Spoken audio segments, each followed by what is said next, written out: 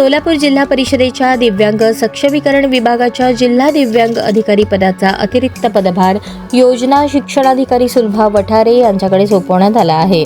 सध्या मुख्यमंत्री समृद्ध ग्राम अभियानांतर्गत गुणवत्ता तपासणीची प्रक्रिया सुरू असून सोलापूर जिल्ह्यातील गावांची पाहणी करण्यासाठी लातूर जिल्हा परिषदेचे पथक येणार आहे।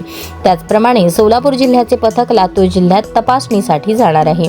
या पार्श्वभूमीवर ग्रामपंचायत विभागाचे उपमुख्य कार्यकारी अधिकारी सूर्यकांत भुजबळ यांच्यावर मोठी जबाबदारी आली आहे।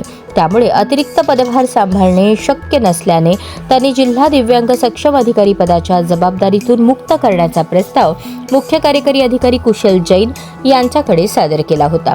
मुख्य कार्यकारी अधिकारी कुशल जैन यांनी हा प्रस्ताव मान्य करून भुजबळ यांना या पदभारातून मुक्त केले असून जिल्हा दिव्यांग कल्याण अधिकारी पदाचा अतिरिक्त पदभार सुलभा वठारे यांच्याकडे देण्याचा निर्णय घेण्यात आला आहे। दरम्यान सुलभा वठारे सध्या रजेवर असून त्या सोमवारी पदभार स्वीकारतील अशी माहिती देण्यात आली।